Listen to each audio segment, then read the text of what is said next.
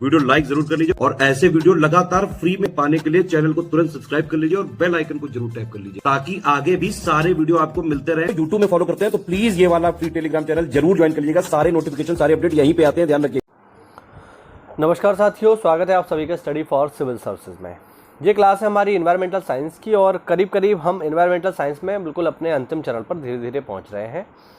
एक हफ्ते के भीतर ये पूरा का पूरा टॉपिक हमारा ख़त्म हो जाएगा इन्वायरमेंटल साइंस का। आज का जो हमारा विषय है वो है प्रमुख पर्यावरणीय मुद्दे, ठीक है।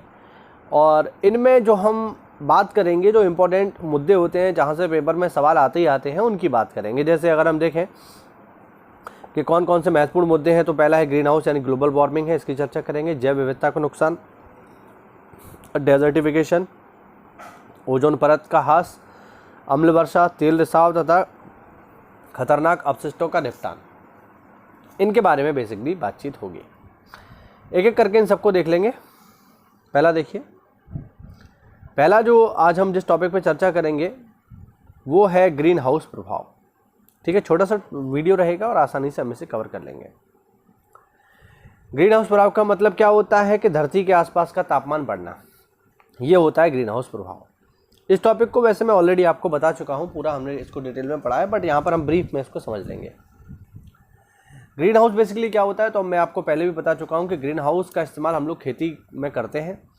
ऐसे जगहों पर जहाँ पे सूर्य का प्रकाश कम आता है, वहाँ पर हम क्या करते हैं, कांच का एक बड़ा सा घर बना लेते हैं। उस घर की विशेषता होती है कि वो सूर्य की गर्मी को अंदर तो आने देता है लेकिन बाहर नहीं जाने देता। इसी को बोलते हैं ग्रीन हाउस, और यही घटना कहलाती है ग्रीन हाउस इफेक्ट यानी ग्रीन हाउस प्रभाव। अब जब ये धरती के संदर्भ में होता है कि जब धरती का तापमान बढ़ने लगे, सूर्य का प्रकाश अंदर तो आए धरती पर लेकिन वापस ना जाए, तो जब ये घटना धरती के संदर्भ में होती है तब इसे हम कहते हैं ग्लोबल वार्मिंग, ठीक है ना। अब देखो, ग्लोबल वार्मिंग की अगर हम बात करें तो ग्लोबल वार्मिंग एक प्राकृतिक घटना है और हमेशा से चली आ रही है, बिल्कुल सही बात है। इस प्राकृतिक ग्रीन हाउस प्रभाव का जो इस प्राकृतिक ग्रीन हाउस का प्रभाव जो पानी की भाप और पानी के छोटे छोटे कणों से संभव है, उस कारण धरती पर जीवन संभव हो चुका है। मतलब जब तक ये नेचुरल वे में है तब तक बढ़िया है, ठीक है। कुल मिलाकर ग्रीन हाउस भूमंडलीय तापन का 95% से भी अधिक उत्पादन करते हैं। औसतन वैश्विक तापमान प्राकृतिक ग्रीन हाउस के प्रभाव से 15 सेल्सियस तक धरती के तापमान को 15 सेल्सियस तक बनाए रखते हैं, 15 डिग्री सेल्सियस तक। यानी ग्लोबल वार्मिंग की वजह से धरती का तापमान सही रहता है, जिससे धरती रहने लायक बनती है। अगर ये ना हो तो धरती का तापमान तेजी से नीचे गिर जाएगा और धरती का तापमान -17 तक चला जाएगा, और इतने तापमान में अंतर आने की वजह से धरती रहने लायक नहीं बचेगी। तो वही है। अब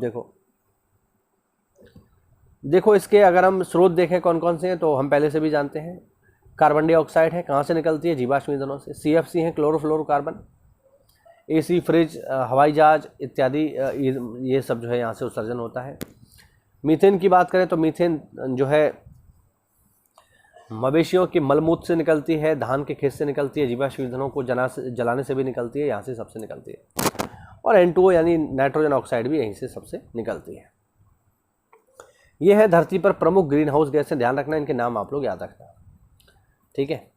एक चीज़ मैं आपको और बता दूं कि जलवाष्प भी एक ग्रीन हाउस गैस है, इसमें दिया नहीं है बट है, ध्यान रखना। अब इसका जो है प्रभाव क्या होता है वो देखिए।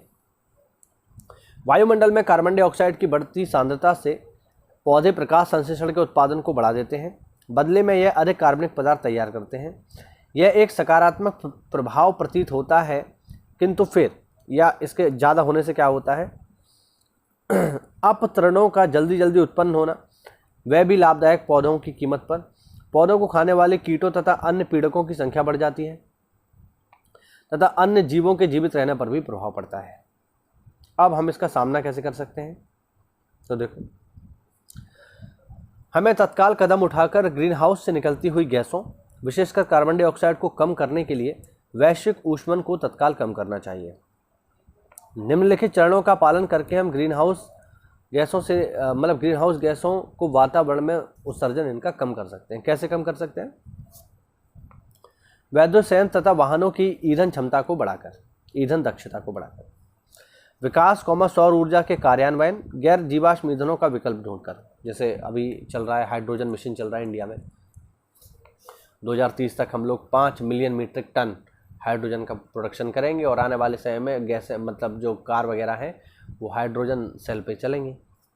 वनों की कटाई को कम करना होगा, वनीकरण का समर्थन करना होगा, पौधों को रोपना होगा और वायु प्रदूषण को कम करना होगा। ये सारी चीज़ें करके जो है हम ग्लोबल वार्मिंग को कम कर सकते हैं। अब जितने भी इंपॉर्टेंट टॉपिक होंगे वो छोटे छोटे वीडियोस बना करके हम उनको सारे के सारे कवर कर लेंगे और फिर हमारा जो है एनवायरमेंटल साइंस खत्म हो जाएगा। मिलते हैं साथियों अगली क्लास में, तब तक के लिए जय हिंद, जय भारत, वंदे मातरम।